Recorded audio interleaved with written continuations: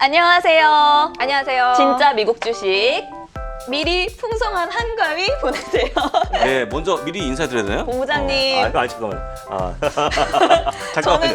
근데 이분까지 내가 되게 저분은 내가 감당이 안 되는데 이분 같이 저희랑 늙어가는. 저희 약간 오늘 그래도 개량 한복 느낌으로 한복 느낌. 일부러 준비한 거 아니죠? 일부러 준비한 건 아닌데 역시 나는 약간 Great minds think alike라는 말이 있잖아요. 한복 같은 게 있어서 이거다. 오늘은 가서- 이거다. 오늘 네. 가서 본부장님한테 절하고 용돈 받아야겠다. 아, 지난주에 제가 S&P 500 지수 랠리 어디까지 갈까라고 방송 주제를 잡았을 정도로 S&P 500 지수가 올해 들어서 54번의 사상 최고치를 경신했다라고 소개를 드렸었잖아요.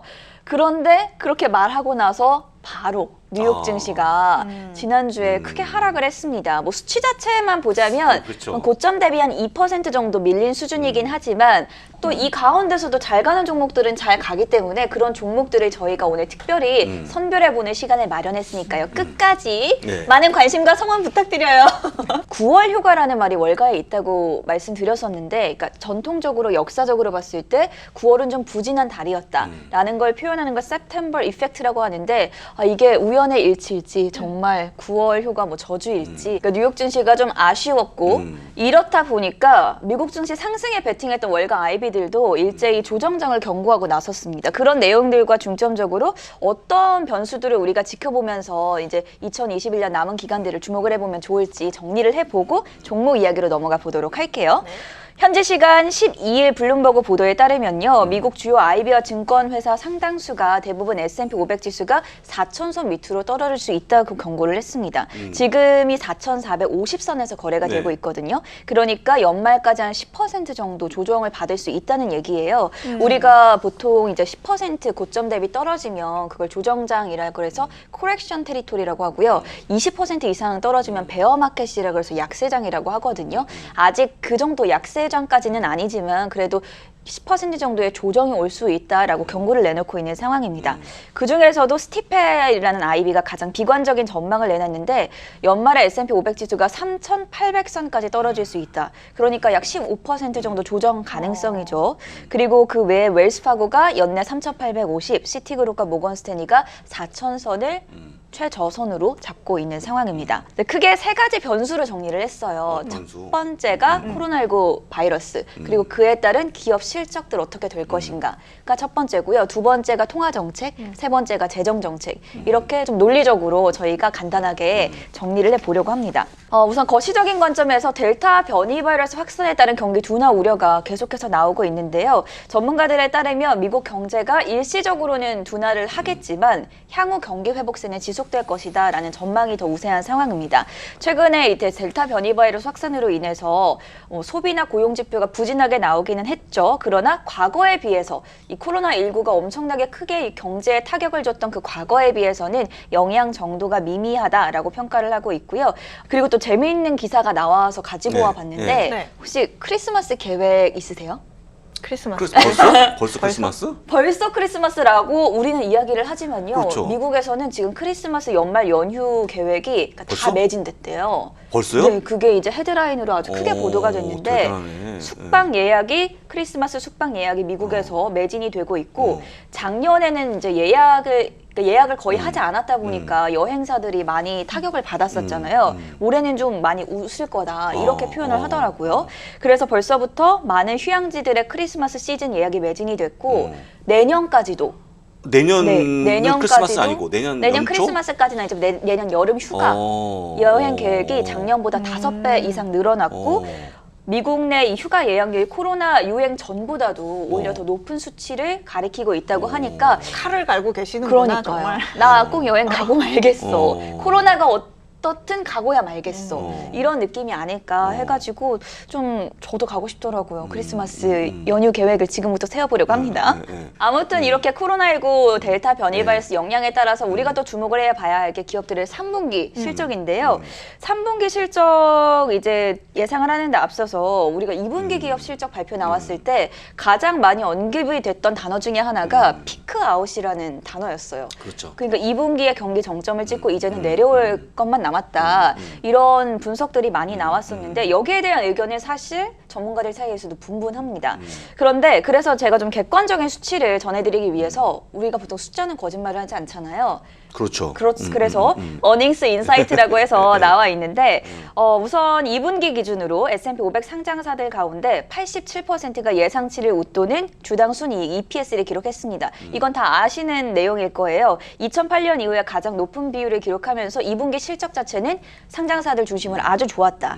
근데 여기서 중요한 건 이런 높은 EPS가 3분기, 4분기까지 이어질 것이냐가 관전 포인트일 텐데 뭐 2분기는 당연히 좋았고 사실 3, 4분기 가이던스에 대해서는 불확실적인 요인들이 좀 증시를 압박하는 요인이 되기도 했었거든요. 근데 팩트셋, 우선 팩트셋 자료에 따르면 이건 기우다. 기우다. 기우다. 네. 9월 10일에 나왔습니다. 여기서 약간 논외로 재밌는 내용들이 많더라고요. 가장 재밌었던 게 2분기 실적 발표에서 기업들이 ESG를 얼마나 언급했냐. 그 분량들을 나오면서 이게 확실히 ESG가 대세구나. 그래서 이런 그렇죠. 내용들 나중에 한번 다뤄봐도 좋겠다. 아무튼 3분기 실적 전망과 관련해서도 구체적인 숫자들이 이제 잘 표현이 되어 있었는데 현재 S&P 500 기업들의 3분기 실적 성장률 예상치는 27.9%가 비트할 것으로 나타나고 있고요. 그러니까 성장률 자체가 매출 성장률은 14.8%, 순이익 전망치도 12.1%로 전망이 됩니다. 그러니까 대체적으로는 그러니까 이게 비율이 아니라 실적 성장률 전망치거든요. 대체적으로는 높게 나올 것이다, 양호할 것이다 라고 표현을 하고 있어서 이 가운데서도 또 11개 섹터별로도 어떤 게 이제 그 에스티메이트를 비트할지가 좀 자세히 표현이 되어 있어요. 제가 기억나는 건 엑소모빌이라는 기업이었는데 어쨌든 그런 것들 한번 체크를 해보시면 좋을 것 같고요. 종합해 봤을 때는 첫 번째 변수인 경기 둔화 우려는 그렇게까지 크게 우려할 만한 사안은 아니다라고 숫자로서는 결론을 내려볼 수가 있을 것 같습니다. 그러니까 코로나19 확진자 숫자 추이와 그리고 팩트셋에 따른 3분기 실적 전망치에 따르면 괜찮을 거다. 경기 둔화에 대한 우려는 우선은 우리가 그렇게 크게 우려할 부분은 아니다. 두 번째 재료를 살펴보겠습니다. 앞서 제가 통화정책과 재정정책이 두 번째, 세 번째 팩터라고 얘기를 했는데 지금 또 이제 표가 나가고 있어요. 아주 표가? 쉽게 정리가 되어 있는데 보통 우리가 정부의 정책이라 하면 크게 두 가지로 나누죠. 그러니까 재정 정책, fiscal policy라고 하고 monetary policy라고 해서 이제 중앙은행 쪽에서 나누는 그 안에 뭐 세금이라든지 뭐 정부 지출이라든지 금리라든지 뭐 통화 정책 공급이라든지 여러 가지 것들이 있는데 주린이 분들은 요 표만 이렇게 한번 머리에 개념을 가지고 가면 앞으로 뭐 국제 경제나 기사를 읽을 때 훨씬 더 도움이 많이 되실 것 같아요. 그래서 우리가 경기를 부양한다라고 했을 때는 뭐 기준금리를 내리는 경우도 있고 정부 지출을 확대하는 경향도 있고 또 세금을 줄이는 방법도 있고 여러 가지가 있잖아요. 이런 것들이 주식시장에 영향을 주기 때문에 이 표를 우선 머리에 담고 저희가 통화정책 내용을 한번 살펴보겠습니다. 지금 월가에서 가장 화두가 되고 있는 게 테이퍼링 시점이잖아요. 그렇죠. 지금 내부적으로는 11월에는 채권 매입 축소 그러니까 테이퍼링을 할 거다라는 그렇죠. 의견이 우세하다고 합니다. 지금 절차를 시작하는 준비하고 있다고 해요. 그래서 당장 9월 21일에서 22일 양일간 열리는 9월 FOMC 회의에서 이 합의 도출을 위한 진척 상황이 있겠죠.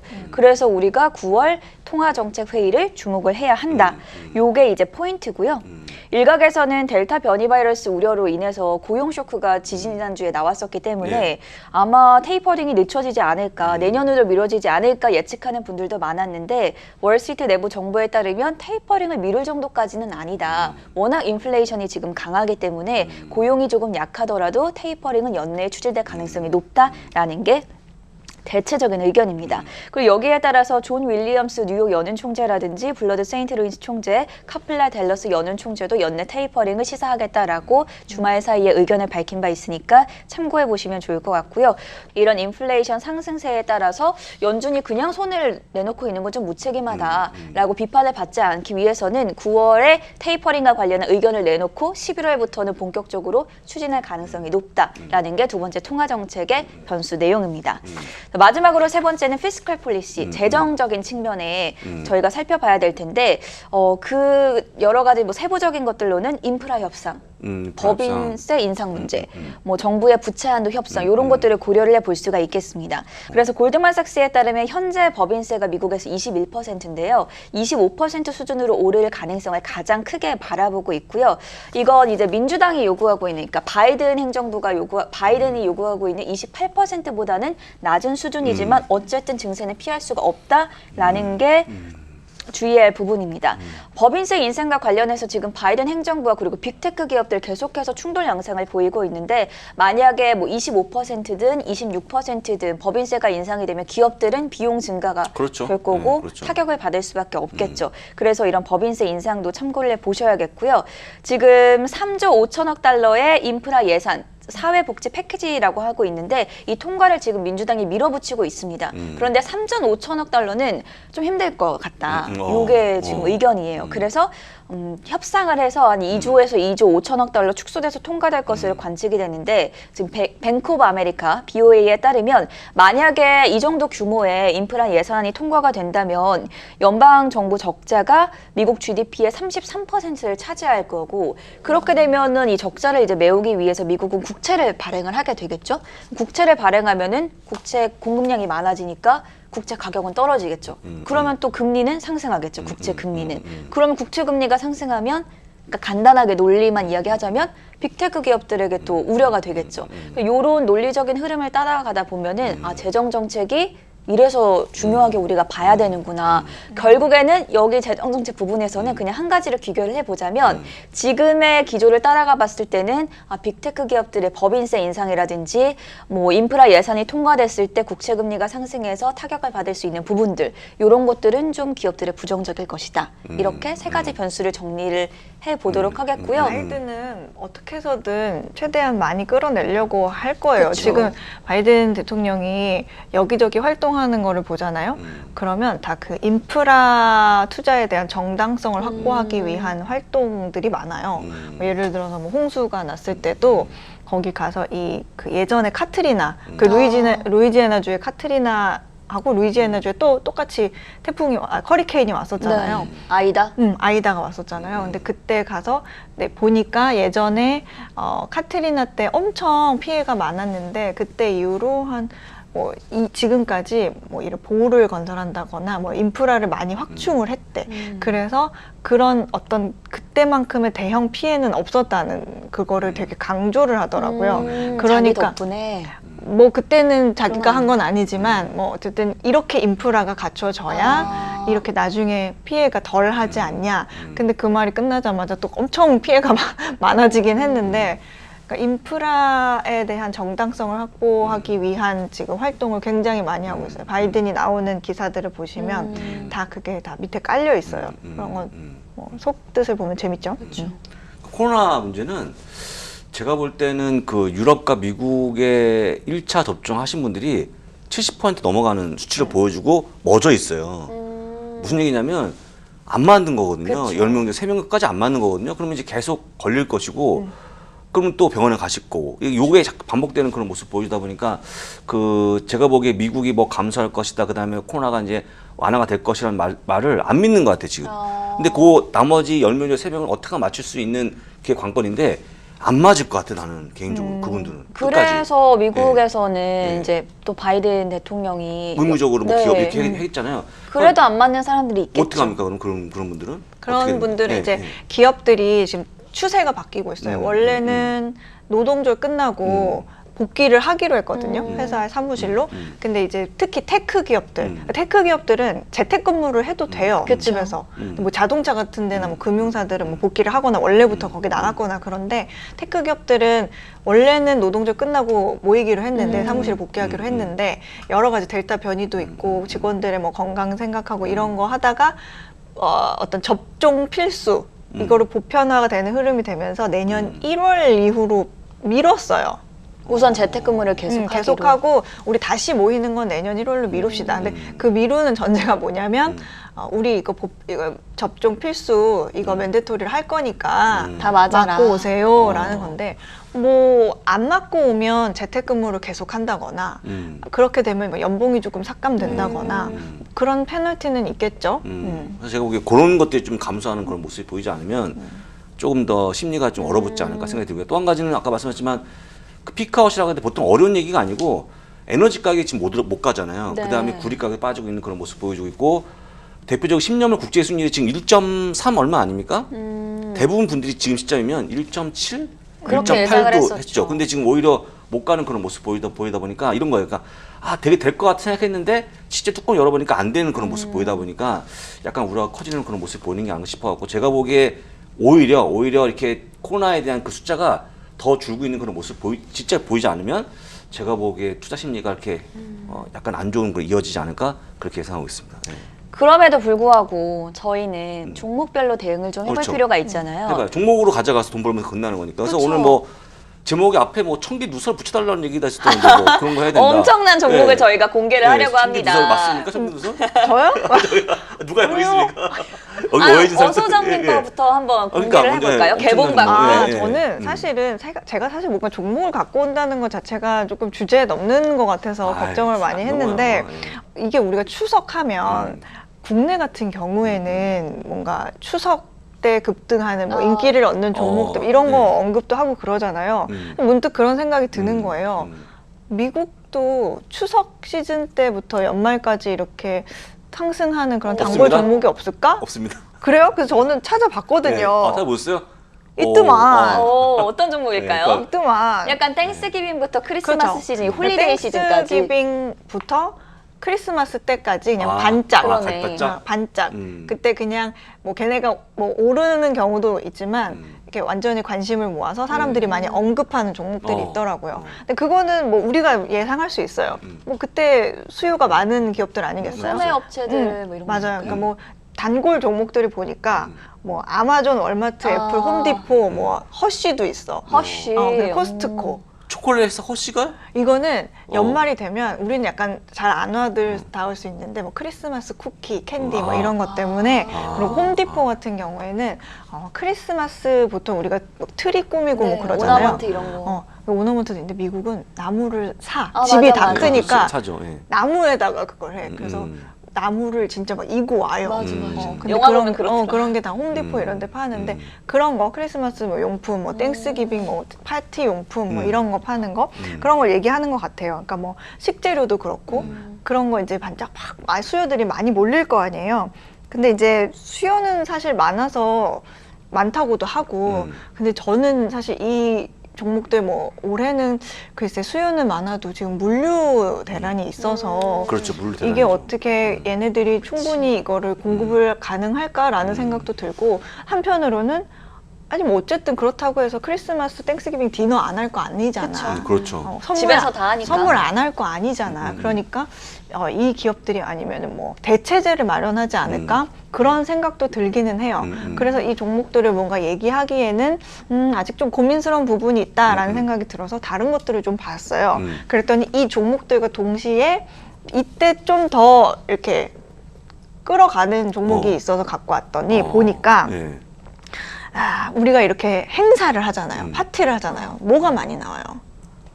쓰레기가 많이 나오잖아. 쓰레기. 그렇죠. 예. 그렇죠. 쓰레기가 많이 나오잖아요. 그치. 그래서 여기에 폐기물 감 처리 잡았어. 회사가 어. 그때 또 연말마다 이렇게 주기적으로 더 상승을 하는 종목이더라고요. 신선한 시각이다. 네, 그래서 이걸 봤는데 그 회사 이름이 또 웨이스트 매니지먼트라고 직관적이네요. 있는 그대로 이렇게 얘기하고 근데 여기가 시총만 76조더라고요. 근데 이게 이 회사도 뭐 연말에 포장 많고 뭐 식재료 뭐 이런 쓰레기 많고 행사 많으니까 원래 이런 폐기물 처리 회사는 쓰레기가 많아야 돈을 벌어요. 그쵸.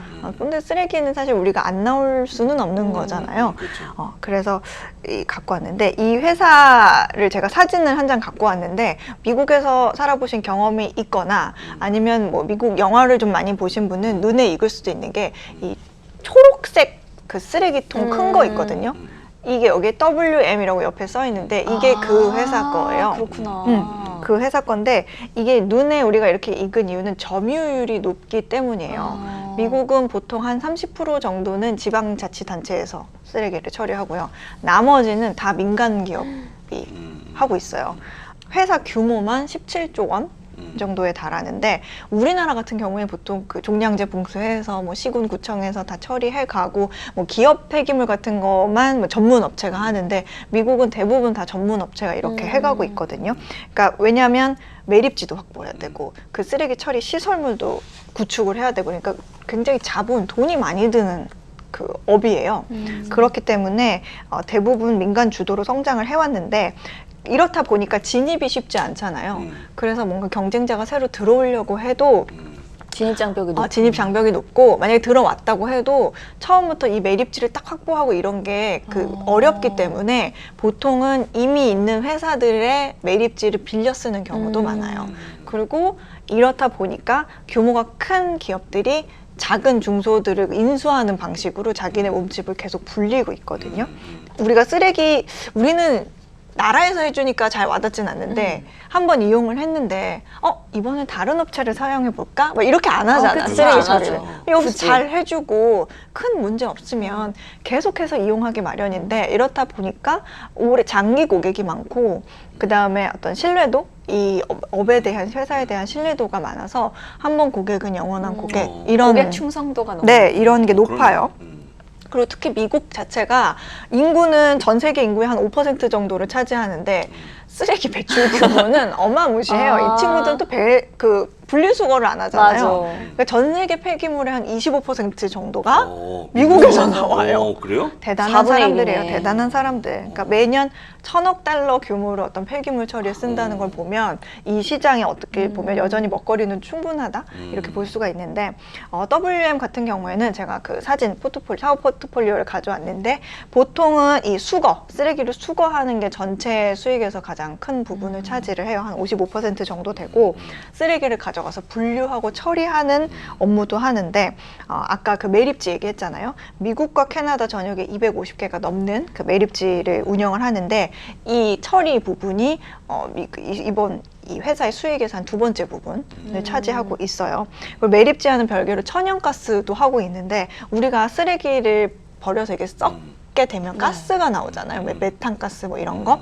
근데 그거에서 이 연료로 쓸 수 있는 가스를 정제를 해가지고 이 폐기물을 수거하는 차량들 있죠. 그 차량의 연료로 다시 재활용을 하는 거예요. 효율적이다. 이게 요즘에 사실 곁들여서 말씀을 드리면 ESG의 대세예요. 그다음에 재활용 사업도 해요. 근데 이거는 뭐 여기 포트폴리오에서 뭐 그렇게 큰 부분은 아니고 한 5% 정도인데 앞으로는 뭐 좀 늘어나겠죠.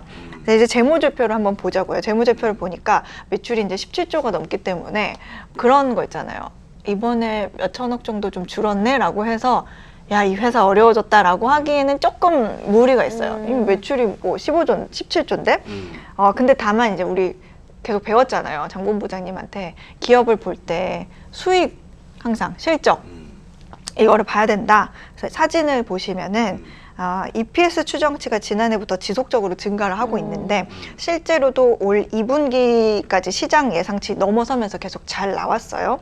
부채가 있다는 게 조금 걸리기는 하는데 이 부채가 이제 또 산업마다 그 판단해야 되는 기준이 또 다르거든요. 투자를 위한 부채일 수도 있고. 어떤 업종은 뭐 부채가 어쩔 수 없이 있어야만 하는 업종도 있는데 여기는 사실 제가 뭐 이거 매립지 확보 때문인지 뭐 시설물 처리를 만들려는 건지 이게 왜 이렇게 부채가 많은지는 정확히 모르겠는데 그럼에도 불구하고 현금 흐름이 괜찮아요.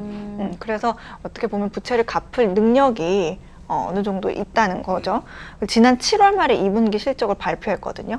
2분기 실적 발표했는데 잘 나왔어요. 시장 예상치 상회했고 전년 대비도 성적 늘었고 그리고 11월 1일에 3분기 실적이 또 나와요. 근데 이때도 예상치가 좀 나와 있는데 전분기 대비 전년 대비 더 늘어난 45억 3천만 달러 매출 예상치가 지금 나와 있는 상태입니다. 애널들은 어떻게 볼까 하고 봤는데 현재 나와 있는 바로는 2명의 애널리스트가 이 주식에 대해서 매도 의견을 냈고 5명이 보유 등급 매겼고 4명이 매수 등급을 매겼습니다. 근데 EPS가요 지난 5년 동안 매년 18%가 이렇게 늘어나고 있다고요. 그리고 또 이게 중요한 게 알아두시면 좋은 게 이 회사는 분기 배당을 하는 회사예요. 배당주로도 매력이 있네요. 네, 그래서 현재 배당 수익률을 보니까 1.49%. 최근 근데 배당률이요 3년간 계속 올랐어요. 3년간 28% 증가를 했는데 그러니까 이게 배당이 보통 회사가 번 돈은 없으면서 계속 배당만 주면 언젠가는 그 바닥이 나잖아요. 그렇죠. 지속이 안 되는데 다행히도 배당금 이익과 현금 흐름 모두 괜찮고 또 이게 수익이 급감하지 않는 한은 배당을 계속 지속할 수 있는 그런 그림이 나온다는 거. 그래서 주가도 올해 들어서 지금 상당히 많이 올랐거든요. 제가 보기엔 38% 이상 오른 것 같은데 지금 시장 상황과 좀 실적 예상치가 좀 구체적으로 나오는 걸 보고 한번 좀 지켜볼 시간은 좀 필요해 보여요. 일단은 계속 오르고는 있는데 시장 상황이 좀 안 좋기도 하고 그렇죠. 그다음에 실적 예상치가 아직 많이 나오지는 않았거든요.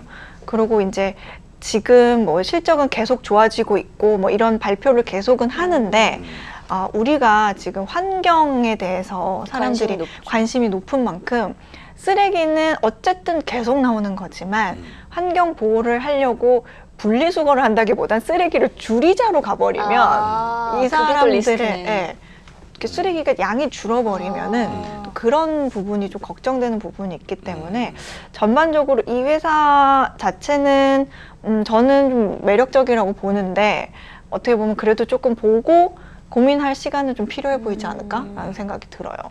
이 들어보셨어요, 이 회사? 그러니까. 원래 알던 웨이스트 매니지먼트 유명한 기업이죠. 그래서 뭐 함부로 못 들어와요, 이 기업. 다른 기업들이. 그러다 보니까 돈을 많이 벌고 있는 그런 기업이니까 참고하시면 될 것 같고, 사실 이제 국내를 보게 되면 이제 국영기업 아닙니까? 거기는 이제 국영기업을 대신하는 기업, 민간 기업이니까 돈을 좀 안정적으로 번다고 좀 보시면 좋을 것 같아요. 만약에 쓰레기 안 치우면 어떻게 되겠어요? 큰일 나죠. 네, 큰일 나잖아요. 그러니까 꼭 필요한 기업이니까 보시면 될 것 같고요. 마침 그거 말씀하신 김에 제가 준비한 내용을 볼 건데, 제가 첫 번째 제가 좀 팁을 드리지 않습니까? 첫 번째 주에는 돈을 잘 버는 기업들, 그러니까 음식점으로 치게 되면 장사가 잘 되는 기업들을 보통 3년, 5년, 10년을 보시면 좋을 것 같다고 말씀을 드렸고요. 그 다음에 늘 얘기하지만 왜 버는지를 보시게 되면 실제로 보시면 좋다고 말씀드렸고요. 그 다음에 우리가 아는 기업에 투자해보자 말씀드렸지 않습니까? 아마 웨이스트 매니지먼트 들으시게 되면 다 아실 것 같아요. 그러니까 이해되는 기업을 투자하신다고 보시면 될 것 같고.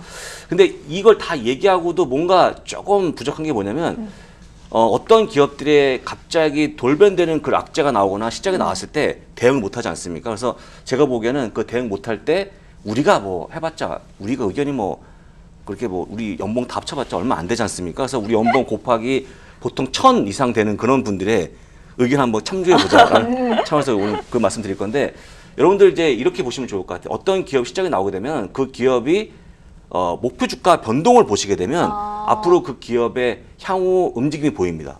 그러면 지난번에 한번 아마존이 시장이 좀 못 나왔거든요. 그 이후에 목표 주가에 대한 변이를 어떻게 예측 가능할까요? 좀 되게 안 좋게 나왔습니다. 실적이. 안 좋게 나오면 목표 주가를 내릴 가능성이 높겠죠. 가능성이 내리겠죠. 당연히 내립니다. 내리는데 그 폭이 중요하겠죠. 얼마나 심하게 내릴까. 근데 실제 목표 주가 변이 그 추이가 약 2% 내렸어요. 전체에서. 그러면 주가는 얼마 빠졌냐? 주가는 5배가 더 많이 빠졌고 10% 이상 빠졌거든요. 좀 하루에 과도하다라고 볼 수 있는. 그 여러분들 이제 이걸 보시면 어렵지 않아요. 제가 딱 그 앞에 보여드릴 건데 사이트가 뭐냐면 마켓비트라는 사이트가 있어요. 마켓비트.com이죠. 거기 들어가셔갖고 쭉 보시면 되고, 그 다음에 메뉴가 뭐냐면 애널리스트 레이팅스라는 메뉴 가서 보시면 거기 그거 되게 잘 돼 있더라고요. 이렇게 나와줍니다. 그래서 흐름을 보여줄 수가 있는데, 첫 번째 아마존 같이 못 나온 기업들이 그럼 내가 이 주식을 팔아야 될지 말아야 될지 고민될 때 실제 목표 주가 내린 것보다 주가 하락이 과도하면 그거는 가져가 보자 하는 거죠. 근데 이런 모양은 보이잖아요. 영어가 아니기 때문에 보시면 됩니다. 이렇게 완만하게 꺾이고 있는 그런 모습 보이지만 주가가 훅 내려갔거든요. 제가 늘 얘기하지만 그래서 아마존을 가져가자 말씀드린 거고, 두 번째는요. 이제 어제 그 지난주였죠. 지난주에 약간 제가 얘기하거나 욕을 먹은 종목이 있는데 도큐사인이죠. 좀 내려갔죠. 좀 내려갔습니다. 근데 이것도 보시면 아시겠죠. 도큐사인 제가 좋게 얘기했지만 주가가 내려갈 때 그럼 이런 기업들을 보통 우리가 판단할 때 과연 아이비드는 어떻게 보고 있을까? 혹시 본 적 있으십니까? 아니요. 가서 보시면 아시겠지만 거의 그냥 딱 올라가는 모습이 확연합니다. 그러니까 근데 왜 빠졌냐? 실제 도큐사인이 빠진 거는 약간의 그 펠로톤과 준비도 같은 양상으로 보는 거예요. 그러니까 이 기업이 팬데믹 돈을 많이 번 거지, 팬데믹이 끝나고 완화가 되면 돈을 못 벌 거라는 그게 나오는 건데, 사실 한마디로 얘기할까요? 전자서명이 과연 팬데믹 때만 많이 유행했을까요? 그게 아니고 대세가 그런 거거든요. 그렇죠. 일본만 지금 와서 뭐 결제받아 지금 다 지금 전자서명하고 있고, 아마 개인분들도 최근에 어떤 보험이나 가입하게 되면 대부분 전자서명을 하실 것 같아요. 근데 그 공유 오피스 이렇게 계약할 때도 보니까 그걸로 하더라고요. 다 합니다. 그런 네. 거 합니다. 이 전자서명 자체가 최근에 뜬 게 아니고 오랫동안 떴던 것들이 다시 반영되는 거기 때문에 근데 마치 이제 거르기에 같이 몰려 있는 거예요. 그러니까 팬데믹 이후에 빠진 만한 종목이 항상 들어갑니다. 좋겠어요. 좋겠어요. 근데 그게 아니라는 거 다시 한번 강조하고 그걸 이제 증명하는 게 뭐냐면 아이비들은 올해 의견을 올리고 있다라고 좀 보시면 좋을 것 같아요. 그래서 우리가 보통 뭐 나는 생각이 그럴 것 같은데 그걸 확정시켜 주는 게 그 의견이기 때문에 보시면 될 것 같고요. 끝으로 혹시 셀스포스닷컴 아십니까? 네. 알죠. 예. 저 대학교 때 그걸로 경제학 수업 들을 때 어. 그거를 이용했었어요. 칼을 팔아오라고 해가지고 음. 칼을 팔고 그 세일즈포스에 입력을 해서 그래서 이제 하는 그거를 했었는데 셀스포스닷컴이 이제 그 보통 조그만 기업들이 고객을 잘 관리하는 차원에서 네, 잘 맞아요. 데이터를 관리하고 있다가 그걸 영업에 활용하는 그런 건데 나는 딱 물어봤을 때 내가 운영하는 회사에 쓰고 있는 거 이렇게 얘기할 수 있어요. 아직 회사를 운영하지 않는 걸로. 예. 모의 실험이었다. 이제 그런 기업인데 제가 늘상 얘기합니다. 이건 가져가야 된다. 말씀드리는데 저도 잘 모르잖아요. 다우 근데 30개 안에 있잖아요. 예? 다우 30개 안에 예, 있잖아요. 다우 30에 들어가 있죠. 근데 이제 마치 이게 들어가자마자 재미가 없어진 그러니까요. 주식이거든요. 많은 분들이 좀 고통스러워하고 계시는데 어쨌거나 이거 보시면 아시겠지만 어떤 모습이 나오냐면 목표 주가는 꾸준히 올라갑니다. 주가는 내려가고, 그러니까 역방향으로 벌어지고 있는 그런 모습 보여요. 악어의 입 같은 느낌. 벌어지면 많은 분들이 그 아이비 의견을 따라갈 것이냐 아니면 독자적으로 주가 빠지는 거에 주식을 매도할 것이냐 본다 그러면 저는 백발백중 아이비 의견을 따라가는 게 맞다고 보고 있거든요. 그만큼 연봉을 받는 데는 이유가 있겠죠. 저희와 다르게. 그렇죠. 그분들은 그게 틀리면 집에 가면 되는 건데 집에 가면 못 따라오잖아요. 네. 상당히 좀 아주 면밀하게 보고서를 내기 때문에 전 따라가야 된다 보고 있는데 바로 가장 극하게 벌어지는 게 세일즈포스닷컴이거든요. 그런 걸 가져가 보자는 거죠. 그러니까 다시 정리하면 실적이 안 좋아하는 기업들이 너무나 많은 목표가를 내리는 게 아니면 오히려 매수익을 삼으면 좋을 것 같고요. 아까 얘기했지만 또 실적이 잘 나온 기업인데 약간 엉뚱한 거에 실질적으로 빠진다고 그러면 역시 가져가면 좋을 것 같고 또 원래 좋았던 기업인데 우리가 이제 주가가 빠지니 다양하겠죠. 근데 목표치가 올라간다고 그러면 이게 보통 영어로 치게 되면 약간 다이버전스라는 표현을 쓰지 않습니까? 그런 것도 보시면 좋기 때문에 마켓피트 사이트를 한번 쭉 보시면 아마 추석 때는 여러분들이 좋아할 종목들 아니면 가져갈 종목들이 눈에 보이지 않을까 그렇게 말씀드리고 마켓피트가 있습니다. 예. 그 투자자들이 궁금해할 만한 질문들도 자문자답 형식으로 있어요. 다 있어요. 진짜요? 근데 네, 다 있어요. 제가 마켓피트 사이트를 원래 최초에는 이거 홍보하지 않았어요. 근데 다른 사이트 홍보했더니 그 홍보 사이트 원래 했던 사이트는 10번 조회하면 닫혀버립니다. 팀 랭크. 네, 돈을 내서 이런 거였거든요. 근데 이제 욕을 너무 많이 먹은 거예요. 왜 이런 거 알려줬냐? 혹시 뭐 10명 가입하면 혼자 공짜 쓰는 거 아니냐? 아니 무슨 뭐 책 팔아 전집 10권 10집 팔면 하나 주는 거. 그게 아니지 않습니까? 근데 하여간 빼고 마켓비트는 계속 무료입니다. 네. 계속 무료니까 이용하시면 좋을 것 같고요. 뭐 무한정 할 수 있는 거니까 추석 때 한번 꼭 조회해 보시면 좋을 것 같아요. 예.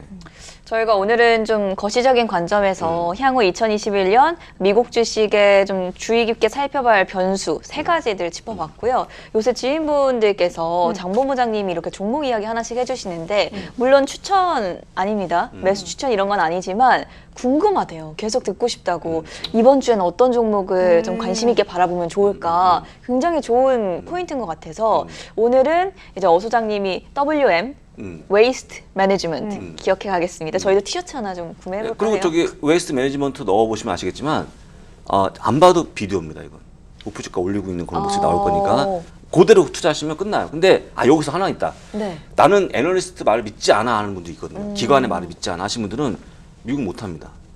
못해요. 왜냐하면 미국은 그게 가능한 게 뭐냐면 만약에 아래쪽으로 베팅하면 공매도가 있잖아요. 그들이 하는 얘기가 거의 솔직하게 얘기하는 거거든요. 네. 오히려 한국은 좀 좋은 기업들 매도 보고서 내면 아마 그날 전화가 부통나잖아요. 그렇죠. 다릅니다. 다르기 때문에 여러분들 미국 하실 때는 반드시 믿어야 된다 하는 객관적이고 말씀까지. 좀 공평한 자료들로 되어 그렇죠. 있으니까. 뭐 맞잖아요. 언론 인터뷰 할 때도 여기에 뭐 자기가 그 회사가 가지고 있는 비중이나 맞아요. 네. 그래서 우리 어 수장을 믿고 아니에요. 걸 믿고 아니 저를 믿고 아니에요, 믿지 마. 잠깐만요. 추천 지금 아니에요. 그러니까 추천 아닙니다만 좋은 기업들 얘기하는 거는 뭐 불법이 그쵸, 아니었습니까? 네. 좋은 기업 얘기한 거니까 보시면 되고 그 검증을 아까 얘기했던 마켓비트 사이트에서 보시면 될 것 같습니다. 해보고 댓글 남겨주세요. 네, 그렇습니다. 네. 고맙습니다. 네, 고맙습니다. 네, 안녕하세요. 해담경제연구소장 어예진입니다. 제가 친정으로 다시 돌아왔습니다. 최대한 또 현장에 있는 내용들을 취재를 해서 이렇게 전달해드릴 수 있지 않을까. 한국경제TV 앵커 전세원입니다. 글로벌 경제 뉴스를 전해드리고 있는데 조금 더 친근하고 쉽게 표현을 해보면 좋지 않을까 해서 진짜 미국 주식 이야기에 참여를 하게 됐습니다. 안녕하세요, 장우성입니다. 다시 해야겠다 이거. 너무 말이 길어졌다. 네. 뭐 바야흐로 뭐지 뭐라고 그러지 무슨 시대에 왔는데 근데 그냥 그런 얘기 하지 말고 어려운 얘기 하면 그냥 쉬운 얘기 하면 안 되나? 잘 부탁드립니다. 예, 잘 부탁드립니다. 잘 부탁드립니다. 잘 부탁드립니다.